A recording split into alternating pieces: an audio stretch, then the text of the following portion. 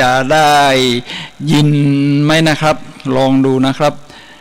ยังไม่ปรากฏเดี๋ยวนะครับขอดูว่าจะเป็นอย่างไรบ้างนะครับรายการสดของเราวันนี้รายการสดวันนี้วันที่25ไม่มีรายการสดไหมรายการสดลองดูนะครับยังไม่ปรากฏเดี๋ยวนะครับขอดูว่าจะเป็นนะครับยังไม่ปรากฏ ก็อาจจะคลุกคลักหน่อยครับไม่เป็นไรครับแต่เราก็ยังคุยกันได้อยู่ครับท่านผู้ฟังอุปสรรคย่อมมีเสมอเป็นเรื่องธรรมดาแม้ใครไม่ชอบฉันแต่ฉันชอบเธอวันนี้เราจะคุยกันเรื่องที่เรียกว่าเราจะเป็นคนที่เชื่อมั่นในตัวเองได้อย่างไรนะครับท่านผู้ฟังครับเวลาเราเห็นคนที่มั่นใจโดยเฉพาะถ้าคนที่ชอบดูหนังดูภาพยนตร์นี่นะครับท่านผู้ฟังครับเราก็จะเห็นว่าดาราภาพยนตร์นี่เขาก็จะมีบุคลิกท่าทางลักษณะนี่นะครับของเขานี่นะครับก็จะดูสง่าผ่าเผยมั่นใจดูแล้วมีเสน่ห์เป็นอย่างไรครับแต่ทีนี้เมื่อเอามาเทียบกับเราเป็นอย่างไรบ้างครับเราอาจจะรู้สึกว่าถ้าเราทำท่าอย่างนี้แต่งตัวแบบนี้อย่างวันนี้เนี่ยผมใส่ส้มๆชุดสีส้มแล้วคนอื่นจะคิดกับเราอย่างไรน้อมเราที่เรากังวลไม่เป็นตัวของตัวเองนี่นะครับท่านผู้ฟังครับเกิดจากการที่เราคิดว่าคนอื่นจะคิดว่าเราเป็นอย่างไรคนอื่นจะคิดกับเราอย่างไรท่านผู้ฟังครับคนอื่นจะคิดกับเราอย่างไรนี่เป็นสิ่งที่เราคิดขึ้นเองนะครับฉะนั้นจะทำให้เราขาดความมั่นใจทีนี้ลองคิดดูนะครับถ้าเรามนุษย์เนี่ยเป็นสัตว์สังคมอยู่แล้วครับอย่างไรเราก็ต้องเข้าสังคมบ้างเป็นระยะนะครับอาจจะสลับกันเวลาเราเข้าสังคมเนี่ยนะครับถ้าเราขาดความเชื่อมั่นในตัวเองเดินในตัวตรงสง่าผ่าเผยถ้าเดี๋ยวคนจะหาว่ายิงยโสอะไรอีกนี่นะครับเราก็ในหัวเราเนี่ยเป็นคนคิดเราเองว่าเดี๋ยวคนอื่นเขาจะหมั่นไส้ไม่ครับท่านผู้ฟังครับเวลาเราเข้าไปในหมู่สังคมคนรู้จักไม่รู้จักก็ตามนะครับเราต้องคิดในใจเลยเราก็ลองคิดดูบ้างว่าแม้ใครไม่ชอบฉันแต่ฉันชอบเธอแต่เวลาบอกว่าฉันชอบเธอเนี่ยหน้าตาของเราจะยิ้มแย้มแจ่มใสเบิกบานเราคิดอย่างไรเป็นอย่างนั้นนะครับท่านผู้ฟังครับฉะนั้นวันนี้เราจะคุยกันในเรื่องที่ซับซ้อนในเรื่องของจิตใจก็คือเรื่องของความเชื่อว่าเราเป็นอย่างไรเมื่อเราคิดว่าเราเป็นอย่างไรนั้นเราก็จะปรับปรุงตัวของเราให้เป็นแบบนั้นนะครับเดี๋ยวในนี้บอกว่าภาพเสียงเยี่ยมค่ะก็ขอชมแฟนคลับนะครับวันนี้จะขาดอยู่อย่างเดียวก็คือเสียงเพลงนะครับเดี๋ยวผมลองดูเดี๋ยวมีปุ่มตรงไหนบ้างไหมครับไม่มีเสียงเพลงไม่มีเสียงเพลงนะครับท่านผู้ฟังครับไม่มีเสียงเพลงนะครับไม่เป็นไรครับวันนี้เราก็คุยกันมีแต่เสียงผมก็แล้วกันท่านผู้ฟังครับวันนี้ผมจะคุยกันในเรื่องที่ว่ามาแล้วครับเสียงเพลงสลับเดี๋ยวผมพักบ้าง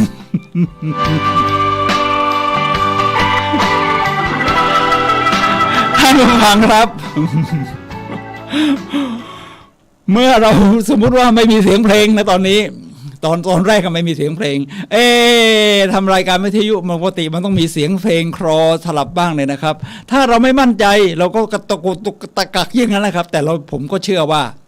ทุกคนก็ทำได้นะครับว่า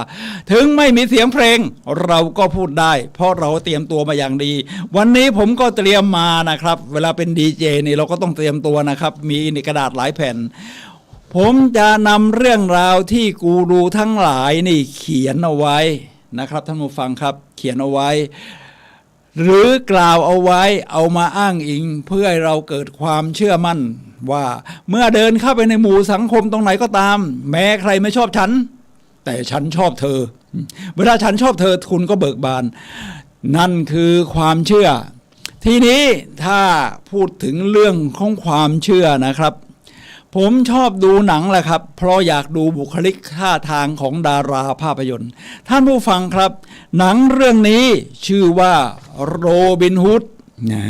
เกิดขึ้นในยุคกลางนะครับที่มีการยกทัพจากอังกฤษจากยุโรปนะครับเข้าไปบุกเยรูซาเล็มเพื่อเอาเยรูซาเล็มคืนเป็นสงครามศาสนาว่างั้นเถอะโรบินฮูดก็ไปกับเขาด้วยเพราะเป็นทหารต้องไปทีนี้พอไปกลับมาพลาดท่ายังไงไม่รู้ถูกจับเป็นทาสในจากพวกเดียวกันทีนี้ทาสชาวผิวดำก็ให้คำสอนที่ดีมากแก่โรบินฮูดหนังโรบินฮูดนี่พวกเราคงเคยได้ยินนะครับไอ้ที่พระเอกยิงธนูเก่งๆนะชายผิวดำนี้พูดกับโรบินฮูดว่าเจ้าจะร้ายพลังเมื่อเชื่อว่าตัวเองร้ายพลังท่านผู้ฟังครับเจ้าจะร้ายพลังเมื่อเชื่อว่าตัวเองร้ายพลังเมื่อเราเชื่ออย่างไรมันมีพลังแบบนั้นเลยครับฉะนั้นเราก็ต้องทำกลับกันเป็นคำสอนในแนวให้เราทำกลับนะครับเรามาดูถึงคนอื่นๆบ้างครับตอนนี้ผมจะอ้างอิงจากหลายๆกูรูนะครับหลักการถ้าเราเคยเรียน NLP Neuro Linguistic Programming คือภาษาที่ใช้กล่อมจิตประสาทแล้วก็เราก็มาปรับปรุงจิตใจของเราให้ฮึกเหิมเกิดความพลังเชื่อมั่นในตัวเองกล่าวไว้อย่างนี้เลยว่าหลักการพื้นฐานที่สำคัญอย่างหนึ่งของ NLP ก็คือความเชื่อของเราจะเป็นตัวเปิดปิดสวิตช์ความสามารถของสมอง People have all the resource to success ผู้คนทุกคนนะครับทุกคนมีศักยภาพที่จะประสบความสำเร็จทีนี้ถ้าเราเชื่อว่าเราเป็นอย่างไรสมองของเราเนี่ยมันจะปิดเปิดสวิตช์เชื่อว่าฉันไร้พลังแบบโรบินฮูดว่าเนี่ยนะครับหนังโรบินฮูดว่าเราก็จะรู้สึกหมดแรงไร้พลังเลยครับแต่ถ้าฉันเชื่อว่าฉันเชื่อมั่นฉันมีพลังฉันทำได้เราก็จะรู้สึกว่าเรามีพลังเดี๋ยวผมขยับมาทางซ้ายหน่อยนะครับเพราะไม่งั้นไม่เห็นมือขวาผมเอาขยับมาก็ยังไม่เห็นนะครับท่านผู้ฟังครับเราไปต่อเมื่อเราเชื่อว่าเราสามารถทำอะไรได้สักอย่างเราจะใช้ขุมทรัพย์ที่อยู่ในสมองทั้งหมดเพื่อหาหนทางสนับสนุนความเชื่อนั้นฉะนั้นความเชื่อเป็นเรื่องใหญ่ครับเราต้องเชื่อในทางบวกเข้าไว้แต่ในถ้าทำตรงกันข้ามเป็นไงถ้าเราเชื่อว่าบางสิ่งบางอย่างเป็นไปไม่ได้เราก็จะไม่พยายามหาหนทางและปิดประตูความเป็นไปได้อย่างสิ้นเชิงนี่เป็นเงื่อนไขสำคัญฉะนั้นถ้าจะบอกว่าแม้ใครไม่รักฉันแต่ไม่ใครไม่ชอบฉันแต่ฉันชอบเธอเราก็จะส่งแววตาที่ยิ้มแย้มแจ่มใสแต่ว่าถ้าบอกว่าใครไม่ชอบฉันไม่มีใครชอบฉันแล้วฉันก็ไม่มีวันชอบใครเราก็จะเหี่ยวหน้าถมึงถึงบางทีหดหูบางทีก็ปนอารมณ์โกรธเข้าไปมันก็ไม่เป็นการสร้างความเป็นมิตรนะครับแต่ถ้าเราว่าเราเชื่อในตัวเองเลยแม้ใครไม่ชอบฉันทั้งหมดนี้นะแต่ฉันชอบเธอพอเราเชื่ออย่างนั้นเราก็จะมั่นใจในตัวเองใช้ความมีเสน่ห์เรียกว่าอย่างนั้นนะแล้วก็รู้สึกความเป็นมิตรโปรยออกไปได้ครับความเชื่อของเราจะทำหน้าที่เหมือนสวิตช์เปิดและปิดสมองและขุมพลังของเราเลยแหละครับท่านผู้ฟังครับถ้าปราศจากความเชื่อที่ถูกต้อง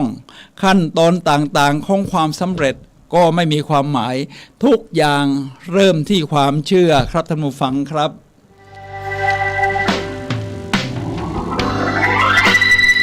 ทีนี้ผมจะพูดถึงรายละเอียดนิดหนึ่งก็คือคุณค่าท่านผู้ฟังครับคุณค่าเนี่ยนะครับท่านผู้ฟังครับหรือ value เป็นสิ่งที่เราให้ค่าสิ่งต่างๆในโลกนี้จะไม่มีความหมายอะไรทั้งสิ้นถ้าเราไม่มอบให้กับมันฉะนั้นคุณค่าคือสิ่งที่เรามอบให้กับสิ่งต่างๆในโลกนี้นะครับคุณค่าไม่ว่าคุณจะให้ความสำคัญเรื่องใดก็ตามสิ่งสำคัญคือมันต้องเป็นไปในทางเดียวกับเป้าหมายของเรา ฉะนั้นเป้าหมายเป็นเรื่องใหญ่นะครับให้รู้ว่าเราเกิดมาเพื่อเป็นอะไรพลังอันเหลือเชื่อของความเชื่อนะครับเขาก็จะมีเทคนิคอย่างนี้ว่าวงกลมของความเชื่อบอกไว้อย่างนี้ครับความเชื่อก่อให้เกิดความหวังความหวังนี่เป็นเรื่องยิ่งใหญ่ของมนุษย์นะการกระทำและความพยายามใช้ศักยภาพที่มีอยู่ผลลัพธ์แล้ววนกลับไปที่ความเชื่อมันก็เริ่มวนอย่างนี้ครับพอเราเชื่อ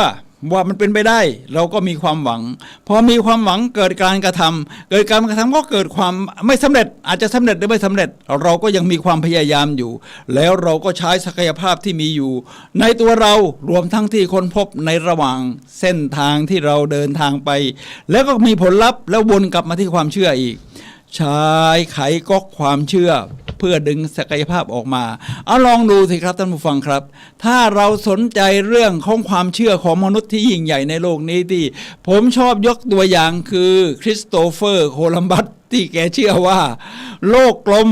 แกจะเดินทางจากทางประเทศสเปนไปยังอินเดียปกติเขาต้องอ้อมแหลมกูดโฮปมาทางตะวันออกจริงไหมครับแต่แกบอกว่าจะไปอินเดียทางตะวันตกเพราะแกเชื่อว่าโลกกลมมันจะอ้อมไปได้นี่คือความเชื่อเมื่อได้ทุนจากราชินีเนี่ยเป็นจักรพรรดินีว่างั้นนะจากสเปนนะครับก็ออกเดินทางด้วยขบวนเรือเนี่ย3 ลำนี่แกก็มีความหวังแน่นอนอยู่แล้วว่าจะพบประเทศอินเดียที่ปลายทางทีนี้เมื่อมีความเชื่อมีความหวังการกระทำก็ตามมาทุนก็ได้แล้วเรือก็มีระดมกะลาสีมาพร้อมแล้วกระทำคือออกเดินทางกะลาสีที่ไม่กล้าออกจากฝั่งเนี่ยนะครับก็จะไม่ได้อะไรเหมือนพระสิทธิ์ว่าเมื่อเกิดการกระทำโอ้เดือนแล้ววันแล้วก็ไม่เห็นฝั่งทักทีกะลาสีก็เริ่มถอดใจก็มาประท้วงบ้างอะไรบ้างนะครับแกก็บอกว่าต้องพยายามต่อพรุ่งนี้ละก็สร้างความหวังไปเรื่อยๆแบบนี้ครับด้วยส่วนที่ประกอบสำคัญคือส่วนลึกที่อยู่ในจิตใจของคริสโตเฟอร์โคลัมบัสว่า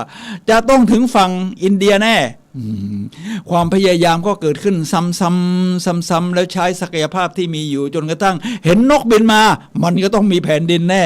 เกิดผลลัพธ์คือเจอเกาะอินดิสตะวันตกแล้วก็วนกลับมาที่ความเชื่อแล้วแกก็เดินทางไปที่เกาะเนี่ยรวมทั้งค้นพบทวีปอเมริกาแกก็เดินทางกลับอีกหลายครั้งนี่คือวงกลมของความเชื่อที่บอกว่ามันเริ่มที่ความเชื่อมีความหวังการกระทำใช้ความพยายามดึงศักยภาพที่มีและข้างๆรอบตัวเกิดผลลัพธ์แล้ววนมาที่ความเชื่อเป็นวงกลมที่ยอดเยี่ยมครับท่านผู้ฟังครับ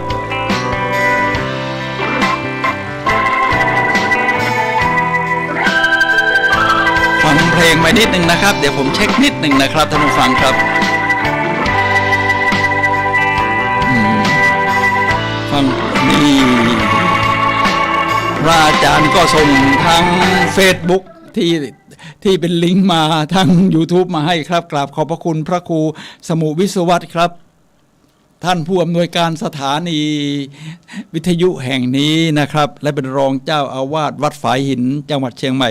ท่านผู้ฟังครับเราเดินทางต่อในเรื่องของความเชื่อว่าเราเป็นอย่างไรเป็นอย่างนั้นเชื่อว่าเราชอบคนอื่นได้เราก็จะทำตัวให้มันดูดีเป็นมิตรท่านผู้ฟังครับ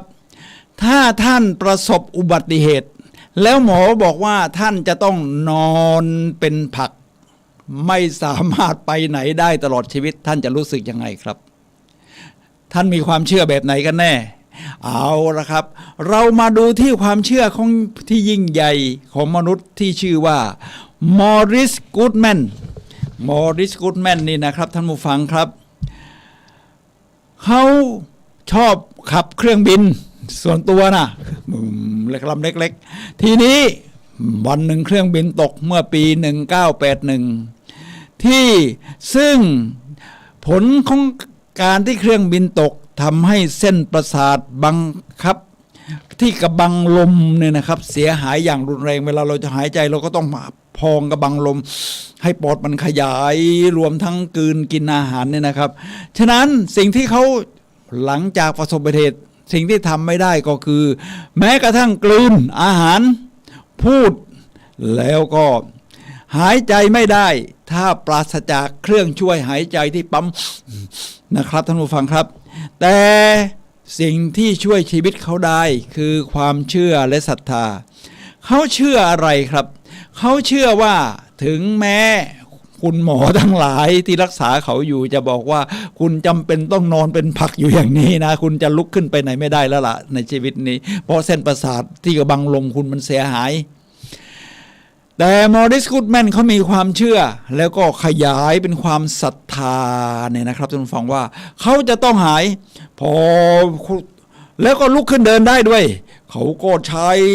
ความพยายามทั้งหมดสมองสวิตช์ในสมองมันก็เปิดออกครับท่านผู้ฟังครับพอเปิดออกเขาก็เริ่มลองดูขยับนิ้วดิลองขยับปลายเท้าดิขยับขาหน่อยดิลองหายใจเองด้วยกระบังลมแรงๆหรือว่าไอ้ที่ใช้กล้ามเนื้อส่วนอื่นที่มาช่วยกระบังลมจนกระทั่งท่านผู้ฟังครับสุดท้ายมอริส กูดแมนเนี่ยนะครับสามารถที่จะเดินออกจากโรงพยาบาลโดยไม่ต้องมีเครื่องช่วยพยุงเดี๋ยวผมจะให้ดูหน้าตาของมอริส กูดแมนนะครับเพื่อท่านผู้ฟังนี่มอริส กูดแมนเนี่ยนะครับตอนนี้หลังจากเครื่องบินตกเขาก็มาเล่นกับสุนัขที่เขาเลี้ยงเนี่ยนะครับนี่เขาชอบบู๊นะเขาเรียกว่ายังออกมาโลดโผนได้อยู่มันเป็นเรื่องของความเชื่อว่าเราเป็นอย่างไรโลกก็จะเป็นอย่างนั้นแหละครับท่านผู้ฟังครับ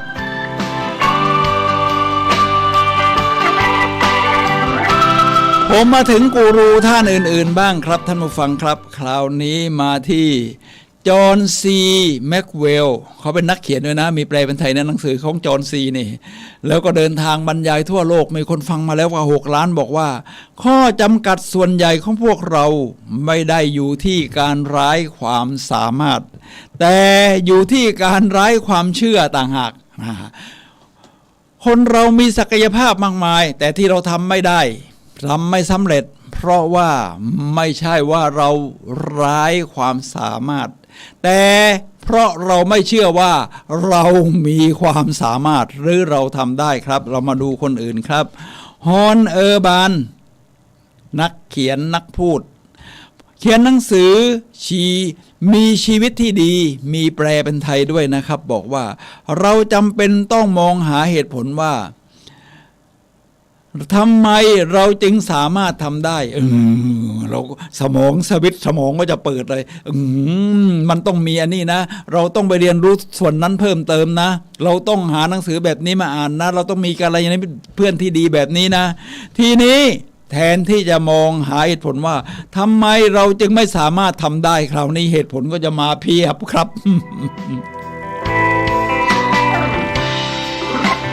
ยกตัวอย่างหน่อย ผม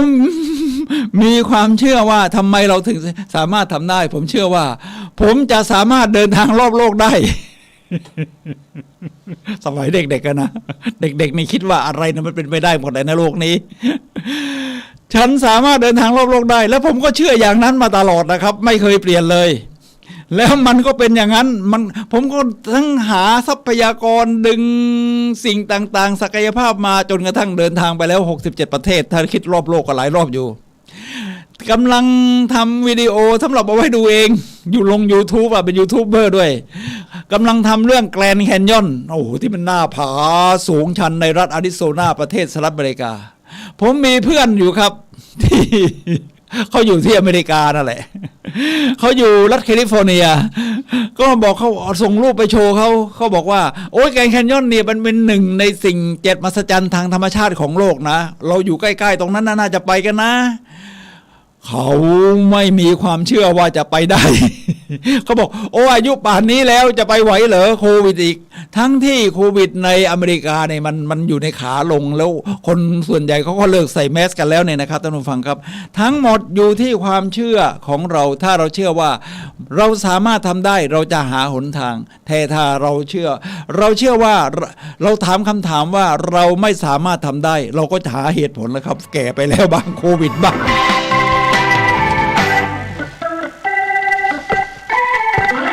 ฉะนั้นขอต่อฮอนเออร์บานอีกนิดหนึ่งนะครับว่าคนที่ประสบความสำเร็จในชีวิตไม่เพียงแต่คิดนะครับคิดหรือแค่สนใจว่าพวกเขาทำได้เท่านั้นแต่เชื่อว่าพวกเขาทำได้ด้วยครับท่านผู้ฟังครับท่านผู้ฟังก็เชื่อแบบนี้ได้ครับคราวนี้มาถึงนักปราชญ์ทางยุโรปบ้างก็คือโรเบิร์ตชูเลอร์เขาบอกว่าหยุดคิดว่านอกจากจะแค่คิดว่าฉันจะทำได้ไหมแล้วเริ่มต่อไปว่าฉันจะทำอย่างไรทรัพยากรมันจะตามวิธีการจะตามมาเองครับคุณจะกล่าวถ้อยโรเบิร์ตชูเลอร์กล่าวถ้อยคำว่าอย่างนี้ว่าคุณจะพยายามทำอะไรหากรู้ว่าตัวเองไม่มีทางล้มเหลวตรงนี้เป็นคำถามที่สำคัญนะครับคำถามนี่สำคัญกว่าคำตอบครับท่านผู้ฟังครับผมเคยเป็นครูอาสาสมัครนะครับที่โรงเรียนบ้านตองกายตำบลหนองควายอำเภอหางดงจังหวัดเชียงใหม่อยู่7 ปีสอนเด็กนักเรียนระดับประถมปีที่5 กับ 6เอามาเรียนรวมกันแบบฟินแลนด์ทีนี้วิธีการของผมก็คือจะต้องให้เด็กตั้งเป้าหมายตั้งแต่เด็กถ้าเขารู้ว่าแพชชั่นของเขาเนี่ยนะครับคืออะไรเนี่ยนะครับโอ้โหชีวิตมันยังง่ายขึ้นแล้วครับเราจะหาทรัพยากรเส้นทางที่จะเดินไปตามเส้นทางนั้นเรียกว่าไม่หลงทางทีนี้ผมก็ให้เขาตั้งเป้าหมายว่าโตขึ้นทุกคนเตรียมตัวเลยนะเราจะมีอาชีพมีชีวิตใช้ชีวิตอย่างไรให้ทุกคนเขียนมาพอเขียนมาแล้วครูขอมาเฉลยหน่อยนะเพื่อแบ่งปันกันก็เขียนมาผมอยากทำงานก่อสร้างผมก็บอกอ๋อเป็นผู้รับเหมาเหรอไม่ใช่เป็นกรรมกเรางงเอาแค่นี้เองเหรออีกคนหนึ่งบอกว่าโตขึ้นจะเก็บขยะเอาเก็บขยะเหรอผมก็ถามว่าเอาทำไมคิดที่จะเก็บขยะเพราะว่าพ่อแม่หนูเก็บขยะอยู่ค่ะทีนี้พอถึงคนที่อยากเป็นรับทำงานก่อสร้างบอกว่าทำไมคิดแค่อะไรที่ทำให้คิดแค่ว่าจะเป็นแค่กรรมกรก่อสร้างเพราะว่าพ่อแม่ผมก็ทำงานก่อสร้างครับผมก็เลยเอาใหม่คราวนี้ใช้คำถามแบบโรเบิร์ตชูเลอร์ได้ว่าถ้าไม่มีข้อจำกัดและรู้ว่าเราไม่มีทางล้มเหลวคุณอยากเป็นอะไรพอมาถึงคำถามนี้นะครับท่านผู้ฟังครับคุณอยากเป็นอะไรเขาก็เขียนกันใหม่เลยเพราะมันไม่มีข้อจำกัดนี่เป็นเรื่องของจินตนาการ Life is only imagination เขาก็เขียนกันอยากเป็นครูอยากเป็นพยาบาลอยากเปิดร้านขายเสื้อผ้าอยากเรียนหมออยากจบปริญญาเอกคราวนี้ก็เริ่มทะลุเป้าแล้วครับเมื่อคุณเชื่อว่ามันไม่มีทางล้มเหลวต่อไปมันก็จะเดินไปตามเส้นทางนั้นแล้วก็หลังจากที่ผมสอนไปครบ7 ปีเนี่ยครับมีคนหนึ่งครับเป็นเอนทรานซ์เข้าที่คณะแพทยศาสตร์มหาวิทยาลัยเชียงใหม่ได้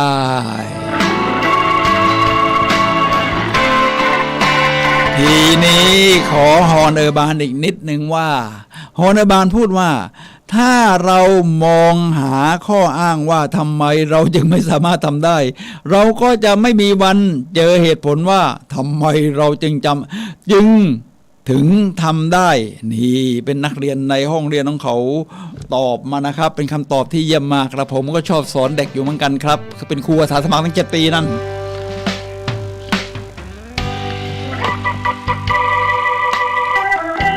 เอาแอนโทนี โรบบินนิดหนึ่งนะครับเป็นนักพูดผู้ยิ่งใหญ่ในปัจจุบันความเชื่อไม่มีอะไร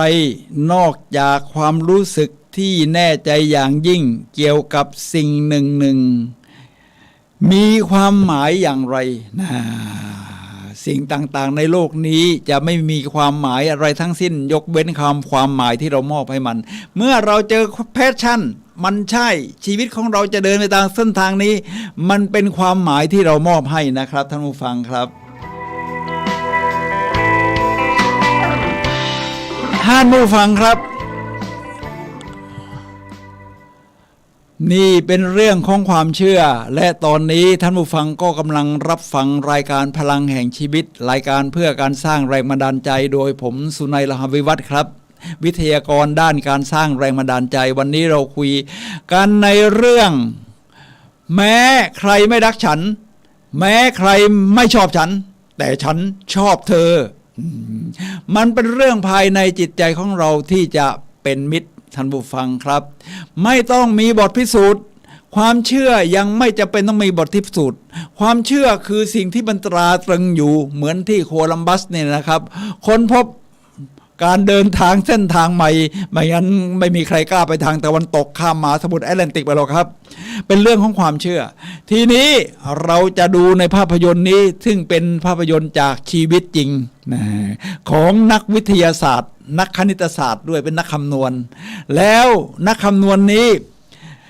คือหนังที่ชื่อว่า A Beautiful Mind นี่หน้าตาของหนังนะครับ A Beautiful Mind ก็คือจิตใจที่งดงามในหนังเรื่องนี้พระเอกของเราเนี่ยนะครับแสดงโดยรัสเซล คร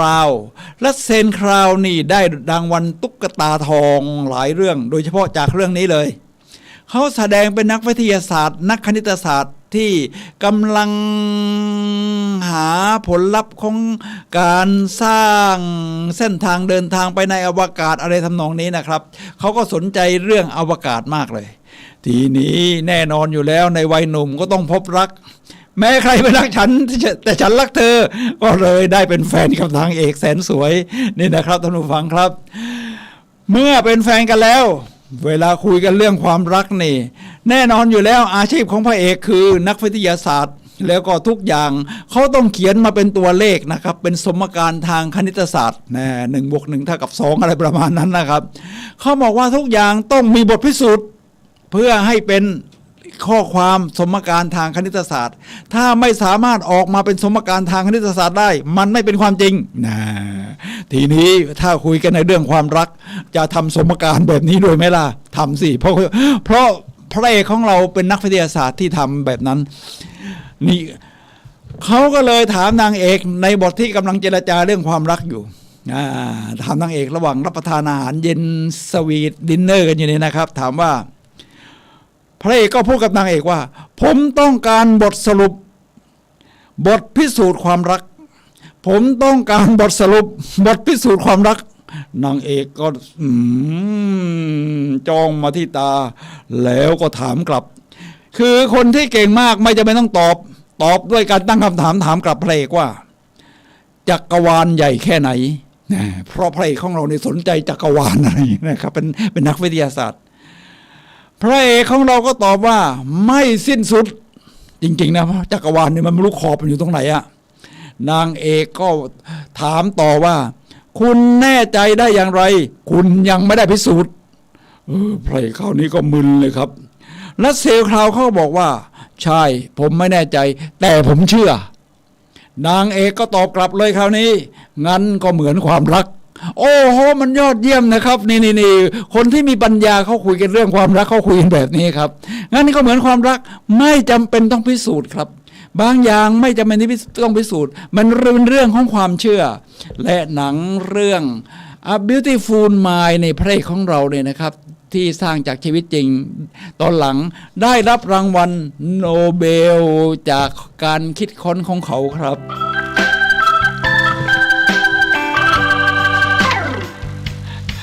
ฉะนั้นถ้าใครมาบอกไม่พิสูจน์ก็ไม่ต้องพิสูจน์เลยครับคุณเชื่ออย่างนี้เหรองั้นพิสูจน์ไม่ต้องพิสูจน์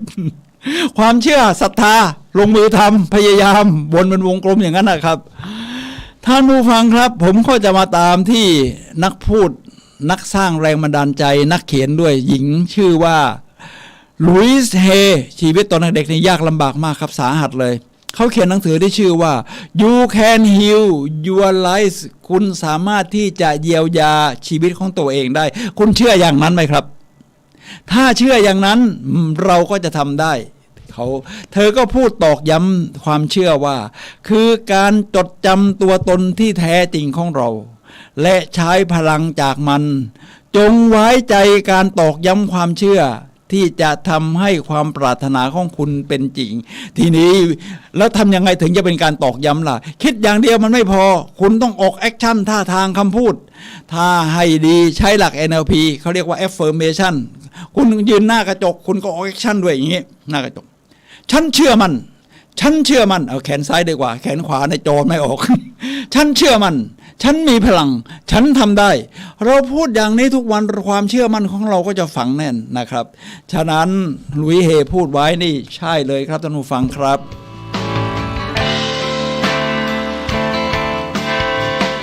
ท่านผู้ฟังครับเดี๋ยวเราก็จะไปต่อเดี๋ยวผมลองดูครับเสียงเพลงมันขึ้นนะครับ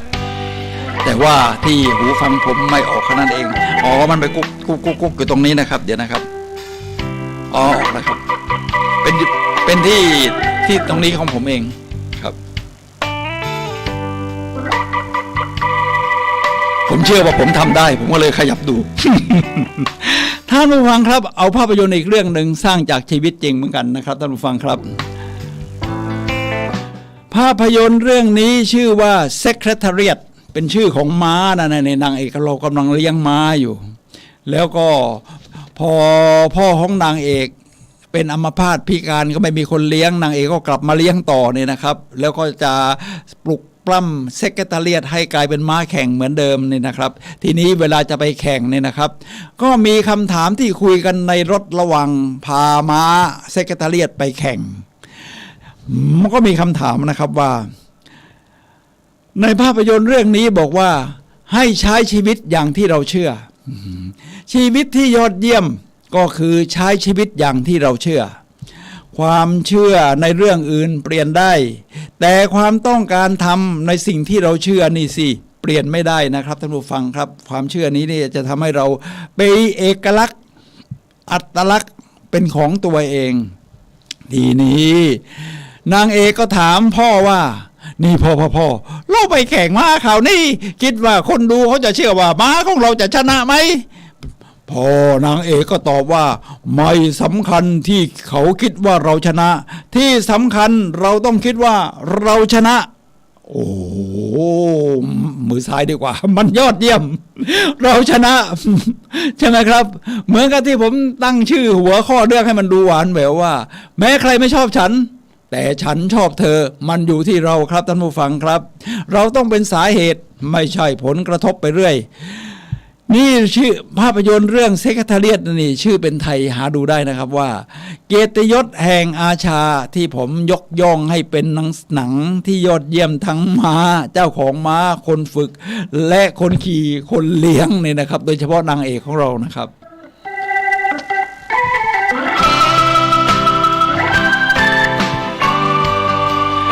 จะมาที่ขวัญใจของคนไอทีกันหน่อยสตีฟจ็อบส์นี่หน้าตาของสตีฟจ็อบส์ครับคุณกันอยู่แล้วตระกูลไอทั้งหลายแม้เขาจะเสียชีวิตไปแล้วแต่สุนทรพจน์ของเขาที่กล่าวไว้ที่มหาวิทยาลัยสแตนฟอร์ดในตอนที่มอบปริญญาโอ้โหมันตราตรึงใจนะครับท่านผู้ฟังครับเขาพูดถึงเรื่องของการเชื่อมโยงจุดต่างๆของเส้นทางของชีวิตหรือไทม์ไลน์แล้วมันมาเกี่ยวโยงกับความเชื่ออย่างไรการเชื่อมโยงจุดแต่ละจุดของชีวิตเนี่ยแต่ละชีวิตของเราเนี่ยอย่างผมมานั่งเป็นดีเจเนี่ยก็ถือว่าเป็นจุดหนึ่งนะครับนี่เราปักหมุดไว้แล้วหลังจากนี้ผมก็ต้องออกไปรับประทานอาหารเที่ยงที่เมย่าก็อีกจุดหนึ่งผมไปเป็นวิทยากรบรรยายที่นั่นที่นี่ก็เป็นอีกจุดหนึ่งมันเป็นการเชื่อมโยงต่อจุดเป็นเส้นทางของชีวิตของเราสตีฟจ็อบส์เขาก็พูดที่มหาวิทยาลัยสแตนฟอร์ดว่าชีวิตคือการเชื่อมโยงจุดแต่ละจุดมันมีทั้งธรรมดากลางๆแล้วก็ยิ่งใหญ่เขาบอกว่าชีวิตของเขามีจุดที่หักเหที่ยิ่งใหญ่อยู่3จุดแล้วเขาก็3จุดนั้นมาเชื่อมโยงกันแม้จะพุ่งบวกไปข้างหน้าลบถอยหลังเขาก็เอามาไตร่ตรองเพื่อสร้างชีวิตของการเชื่อมโยงได้อย่างนี้ครับจุดแรกสตีฟจ็อบส์ลาออกจากมหาวิทยาลัยแต่เขาก็เลือกเรียนวิชาที่เขาสนใจเท่านั้นนะครับวิชาที่เขาชอบคือออกแบบและประดิษฐ์ตัวอักษรที่เรียกว่าคอลลิกราฟี ทำให้อักษรของคอมพิวเตอร์ตระกูล I มันถึงสวยงาม จุดที่สองเขาถูกบีบออกจากแอปเปิล ถูกบีบออกจากแอปเปิลเขาหวังปลุกปั้นบริษัทใหม่ขึ้นมานั่นคือบริษัทผลิตภาพยนตร์การ์ตูนพิกซ่าและได้สร้างภาพยนตร์เรื่อง Toy Story ขึ้นมานั่นคือจุดพลิกผันนะครับที่เป็นจุดที่สองจุดสุดท้ายเขาได้รับคำวินิจฉัยว่าเป็นมะเร็งที่ตับอ่อนสตีฟ จ็อบส์ทุ่มเทเวลาแต่ละวันในราวกับว่านะเป็นวันสุดท้ายของชีวิตถึงตอนนั้นเขาสร้างความหมายแต่ละวันได้อย่างดีผลลัพธ์ก็คือเขาสร้างผลงานไอเซอรี่ขึ้นมาได้นี่แหละครับแล้วจุดเล็กๆพวกนี้ไปเป็นอย่างไรมันเป็นจุดเล็กๆจากความเชื่อว่าเขาไม่จำเป็นต้องจบมหาวิทยาลัยนี่คือจุดแรกแต่เขาจะเรียนในสิ่งที่เขารักที่เป็นแพชชั่นสองถึงถูกไล่ออกจากบริษัทที่ตัวเองก่อตั้งขึ้นแต่ฉันมีเส้นทางเดินทางที่จะไปตั้งบริษัทใหม่หรือซื้อบริษัทใหม่เข้าหุ้นทำงานมาได้สามจุดที่เขาเชื่อว่ามันเป็นไปได้คือถึงแม้จะเป็นมะเร็งในระยะสุดท้ายที่ตับอ่อนแต่เขาก็ยังใช้เวลาที่คิดว่าเป็นวันสุดท้ายของชีวิตจนกระทั่งสร้างไอเซอรี่ขึ้นมาได้นี่แหละครับสตีฟ จ็อบส์เลยย้ำในสุดท้ายเพราะตอนนั้นว่าทุกคนจำเป็นต้องจุดลงบนจุดที่ตนเชื่อก่อนเราหาจุดของความเชื่อของเรานะครับเราต้องจุดไว้ผมตอนนี้สร้างเส้นทางของการเดินทางรอบโลกผมก็เชื่อว่าผมเดินทางรอบโลกได้พอจุดปั๊บมันก็เกิดขึ้นได้จริงอย่างนี้เป็นต้นนะครับนี่คือเป็นท่าทีที่เราตั้งใจจะทุ่มเทพลังเพื่อไปสู่ฝันที่อยากทำให้สำเร็จโดยไม่ยี่หละภาวะแวดล้อมใดการใช้ชีวิตโดยจุดแห่งความเชื่อและลุยทำมันจะก่อร่างเรื่องราวแห่งชีวิตที่ไม่มีใครเรียนแบบเราได้ครับท่านผู้ฟังครับจากสตีฟ จ็อบส์ครับ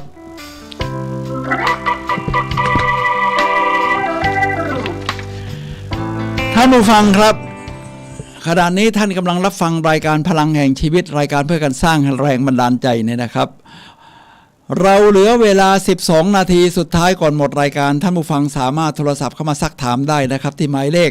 0857088122 นะครับเราคุยกันในเรื่องแม้ใครไม่ชอบฉันแต่ฉันชอบเธอนะครับ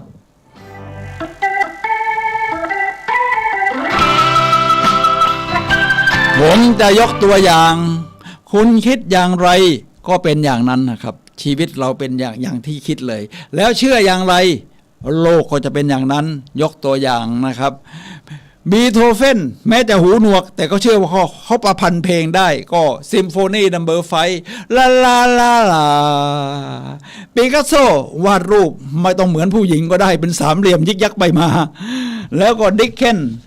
จะดูถึงกูรูอื่นๆที่มีความเชื่อนะครับท่านผู้ฟังครับในนี้บอกว่าผมนำมาจากหนังสือที่เขียนโดยรถจัดกินเขียนเรื่อง Change Your Mind เปลี่ยนจิตใจของคุณนะครับชื่อว่า57หนทางที่จะอันล็อกคือไม่ต้องมาล็อกชีวิตที่จะคิดสร้างสรรค์ของเราเองเนี่ยนะครับที่มันล็อกเอาไว้เนี่ยนะเขาบอกว่าอย่างนี้เลยครับว่าพรสวรรค์ที่คนเหล่านี้มีที่ยกตัวอย่าง3คนก็คือความเชื่อว่าเขาคือผู้สร้างสรรค์เพราะความคิดว่าตัวเองนั้นช่างสร้างสรรค์เขาจึงกลายเป็นนักสร้างสรรค์เหล่าศิลปินผู้สร้างสรรค์ทั้งหลายล้วนใช้ชีวิตแบบสร้างสรรค์นั่นแล้วก็ being ก่อน being เพราะ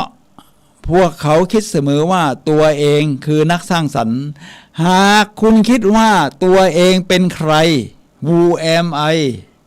นั่นคือสิ่งที่คุณจะได้เป็นนะครับท่านผู้ฟังครับความเชื่อมั่นในตัวเองคือเหตุผลหลักถึง 90% ว่าทำไมพวกเขาจึงได้เป็นคนเก่งล้ำเลิศครับ ผมจะมาถึงพูดเจาะลึกไปนิดหนึ่งอีกนิดหนึ่งว่ากำเนิดแห่งความเป็นเลิศคือความเชื่อนะครับความเชื่อพลังเริ่มแรกของชีวิตเราคนคือสิ่งที่เขาเชื่อในเป็นคำพูดของอันตันเช็คฮอฟนะครับในนี้มาจากหนังสือ Anatomy of Illness นะครับคือคำว่ากายภาพของความเจ็บป่วยซึ่งเขียนจากคนที่เป็นโรคนะครับเป็นโรคที่ว่าขั้นสุดท้ายแต่ว่าเขาก็รักษาด้วยจิตใจแล้วก็วิธีปฏิบัติที่ถูกต้องก็ทำให้ชีวิตยืนยาวขึ้นหนังสือ Anatomy of Illness โดยนอร์แมนคัสซันทีนี้ในหนังสือนี้นี่เขาก็เล่าเรื่องบุคคลที่สำคัญต่างๆที่มีความเชื่อที่ยอดเยี่ยมนี่นะครับคือปาโบคัสซันนี่ปาโบคัสซันนะครับนี่อันล่างนี่เป็นแผ่นอัลบั้มของเขาด้านบนเป็นหนังสือที่เขาอีกท่านผู้เขียน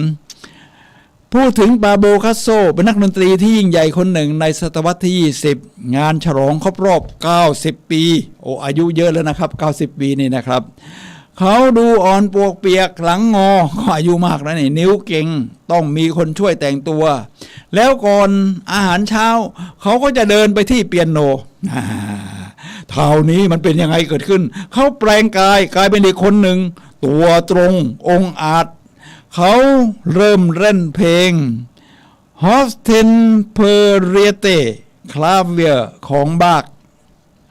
และเดินตัวตรงไปกินอาหารเช้าเขาเป็นอย่างนี้ได้อย่างไรภาวะอารมณ์ของเขาเป็นแบบไหนคือมันเป็นเรื่องของการเชื่อว่าถึงจะอ่อนปวกเปียกแต่เราธรรมะทะแมงได้เวลาเราเล่นเปียโนนี่นะครับท่านผู้ฟังครับหรือสีของเขาสีเซโลประมาณนี้ท่านผู้ฟังครับถ้าท่านรู้สึกไร้ซึ่งพลังท่านมีความเชื่อว่าท่านสร้างขึ้นมาได้ถ้ามันอ่อนปวกเปียกก็แย่เลยคุณก็แค่นั่งตัวตรงแล้วก็โก้ yes เอามือซ้ายดีกว่าครับเนี่ยเห็นมือหน่อยนั่งอ่อนปวกเปียกตัวตรงโก้ yes ค้างไว้อย่างนี้นะครับเราจะรู้สึกว่าเรามีพลังขึ้นมาทันทีแบบเดียวกับปาโบคัสเซิลครับจอห์นสจ๊วตมิลกล่าวไว้อย่างนี้คนหนึ่งกับความเชื่อของเขามีพลังเท่ากับคน90คนที่มีเพียงความสนใจปีนี้ความเชื่อเกี่ยวกับเหตุการณ์ต่างๆในนี้บอกว่าเหตุการณ์เลวร้าย4ข้อแต่ผมว่ามันกลายให้ทำให้ผลลัพธ์ที่เกิดผลลัพธ์ที่ดีและมีตัวอย่างบุคคลให้ด้วยนะครับซึ่งช่วยเสริมสร้างพลังให้กับพวกเราที่ได้ฟังได้อ่านนี่นะครับ1ความเชื่อที่1ทุกอย่างที่เกิดขึ้นต้องมีเหตุผลJ.K. Rowling เฮนรี่พอตเตอร์เขียนหนังสือเรื่องนี้ขายดีไปทั่วโลกสร้างหนังก็หลายเวอร์ชั่นแล้วก็มีแดนของเฮนรี่พอตเตอร์เนี่ยนะครับอยู่ที่ดิสนีย์แลนด์ที่สหรัฐอเมริกาด้วยสิ่งที่ทำให้นิยายเฮนรี่พอตเตอร์เข้มข้นจับใจเพราะว่ามีเหตุการณ์เสียดแทงใจในตอนนั้นนะครับที่เธอก็แทรกเข้าไปในตัวละครนะครับอันนั้นก็คือช่วงเวลาที่คนมืดมนสุดๆเป็นชีวิตของเธอนะครับแล้วตอนชีวิตคู่เธอล้มเหลวเธอจะมีอาการโรคซึมเศร้าอย่างรุนแรงอาการป่วยนี้เองที่เกิดไอเดียที่ทำให้เธอเขียนตอนที่ชื่อว่าผู้เสพความตายที่ดูดกลืนวิญญาณอื่นไว้ในหนังสือเล่มนี้แล้วก็เชื่อว่าทุกอย่างที่เกิดขึ้นมีเหตุผลเมื่อมีเหตุการณ์เลวร้ายกับ J.K. Rowling มันก็มีเหตุผลที่ทำให้เธอเอาอารมณ์แบบนี้แหละครับมาเขียนหนังสือที่โด่งดังไปทั่วโลก2ความเชื่อที่2เรื่องเลวร้ายทุกเรื่องไม่ว่าจะแย่แค่ไหนก็ต้องมีวันจบจริงไหมครับนี่เขายกตัวอย่างจากหนังสือ Profits from the Panic ของอาดามคูคือกำไรจากความเจ็บปวดเป็นเรื่องหุ้นในปี 2009 ของสหรัฐที่มันดิ่งลงเหวแล้วขึ้นมาประมาณนี้นะครับฉะนั้นถึงจะเลวร้ายแค่ไหนทุกอย่างต้องมีวันจบอยู่แล้วครับ ความเชื่อที่สามอะไรที่ไม่ร้ายแรงถึงตายย่อมทำให้เราแข็งแกร่งขึ้นเราก็ผ่านประสบการณ์มามากมายครับนี่รวมทั้งมอริส กูดแมนประสบการณ์ที่ดีทำให้ฉันเข้มแข็งประสบการณ์ที่ไม่ดีทำให้ฉันเข้มแข็งยิ่งขึ้น go yes สร้างพลังครับความเชื่อสุดท้ายข้อที่สี่ก่อนรุ่งอรุณย่อมมืดสุดๆเหมือนในหนังสร้างแรงบันดาลใจทุกเรื่องฉะนั้นก่อนรุ่งอรุณเนี่ยนะครับมันก็จะมืดจนเราคิดว่ามันไม่มีความหวังแต่เราก็ต้องสร้างวงกลมว่าเชื่อว่าเดี๋ยวมันจะสว่างเราก็อดทนรอแล้วก็มีความหวังมีความพยายามที่จะรอจนกระทั่งมันสว่างมีผมยกตัวอย่างในหนังสือเรื่อง Pursuit the Happiness นะครับ Pursuit the Pursuit of Happiness ก็คือไล่ล่าหาความสุขโอ้มันจะค้านกับหลักปรัชญาของการหาความสุขซะหน่อยชื่อเรื่องนี้ใช่มันท้าทายขนาดนั้นปัญหาในเรื่องนี้นะครับก็คือพ่อเลี้ยงเดี่ยวที่ถูกเมียทิ้งแล้วก็เลี้ยงลูกชายอยู่นี่นะครับทั้งตกงานทั้งอะไรนะครับแล้วจะมากลายเป็นนักขายหุ้นได้อย่างไรปัญหาคือหลายคนมักถอดใจตอนที่ฟ้ามืดสุดๆนั่นแหละไม่เคยอดทนรอจนได้ทันเห็นแสงอรุณที่จวนเตียนจะสาดฉายคนเก่งๆส่วนมากได้รับความสำเร็จทั้งวันสำคัญหลังผ่านพ้นความล้มเหลวมาแค่ก้าวเดียวนะครับนี่เป็นคำพูดของนโปเลียนฮิลนักปราชญ์อีกคนหนึ่งในศตวรรษที่19ท่านผู้ฟังครับผมต่ออีกนิดจะในเวลาที่เหลือ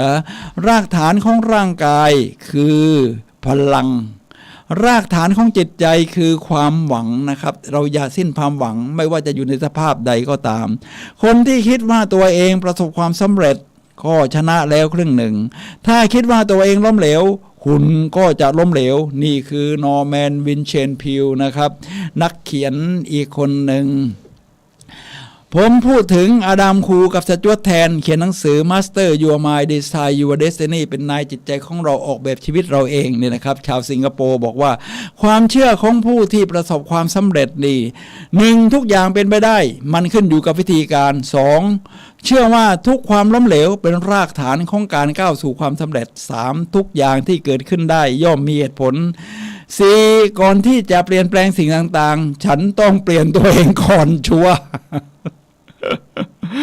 และทุกวิกฤตการณ์มีโอกาสซ่อนอยู่ผมจะมาถึงตอนสุดท้ายที่มาจากภาพยนตร์เรื่อง Get On Up นี่หน้าตาของหนังนะครับลองดูนะครับหน้าตาหนังเรื่องนี้ก็น่าดูทีเดียวสร้างชีวิตเลยภาพยนตร์ประวัตินักร้องยุค 60 คือเจมส์บราวน์มีเรื่องราวของเขานำมาศึกษาในไทม์ไลน์ในแนว NLP ได้อย่างดีเขามีช่วงวัยเด็กที่โหดร้ายพ่อแม่แยกทางกันพ่อชอบทุบตีและแม่เป็นโสเภณีแต่แล้วเขาประสบความสำเร็จเป็นนักร้องโด่งดังได้อย่างไรจุดเด่นเขารู้และเชื่อว่าตัวเองเกิดมาเพื่อสิ่งใดหรือว่าเจอแพชชั่นตั้งแต่เด็กตอนเด็กป้าของเขาฝังสิ่งที่ฝังใจเขาเสมอว่าเมื่อเขาโตขึ้นเขาจะมีชื่อเสียงและมีเงินทองมากมายคือพูดตอนที่จะใกล้หลับฝังเข้าไปในจิตใต้สำนึกเลยแล้วก็เจมส์บราวน์มีคำพูดที่ยอดเยี่ยมสำหรับตัวเองเสมอเช่นกันนะครับว่า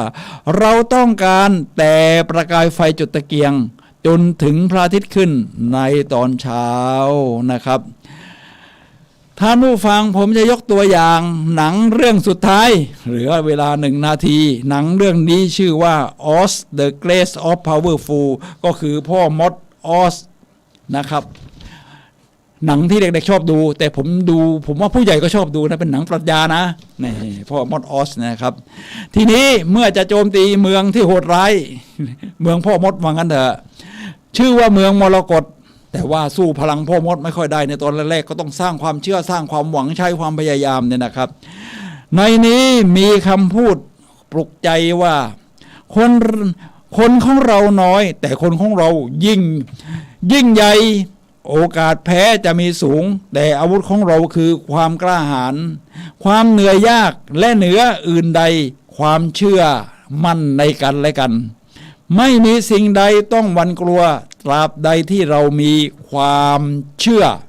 เมื่อเราเชื่อแล้วทุกอย่าง เป็นไปได้นี่แหละครับท่านผู้ฟังครับ เชื่อมั่นไม่มีใครชอบฉันแต่ฉันชอบเธอพบกันใหม่วันเสาร์หน้ารายการพลังแห่งชีวิตและผมสุนัย ลหวิวัฒน์ขอลาท่านผู้ฟังไปก่อน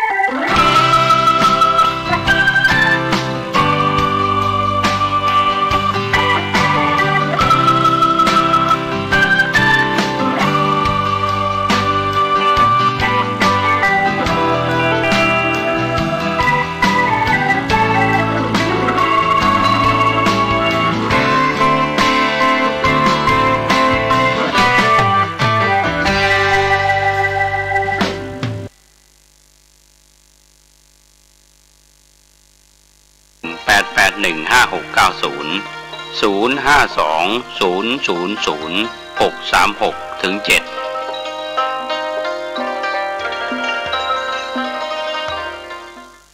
สวัสดีครับท่านผู้ฟังที่เคารพข่าวชาวบ้านผมเกษตรเพชรสำริดบรรณาธิการข่าวก้าวหน้านิว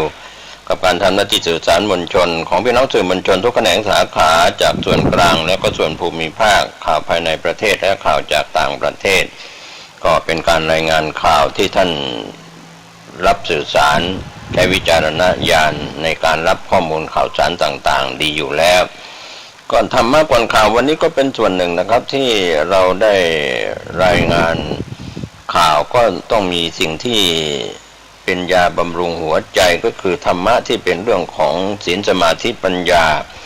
ตามคำสอนในทางพระพุทธศาสนาเรื่องของการให้ทานการรักษาศีลการเจริญภาวนาจึงพูดติดปากสำหรับพี่น้องศรัทธาชาวพุทธทั้งอยู่ในพื้นที่ทั้งคนไทยภายในประเทศคนจากต่างประเทศที่มาอยู่ในประเทศไทยหรือชาวพุทธทั่วโลกก็ย่อมจะเข้าใจว่าการให้การเสียสละที่เป็นเรื่องของการบริจาคทานวัตถุสิ่งของข้าวปลาอาหารของกินของใช้เสื้อผ้าอาภรณ์ที่เป็นวัตถุแล้วก็ในส่วนของให้ธรรมะให้วิทยาความรู้เป็นทานก็เป็นส่วนที่เราจะ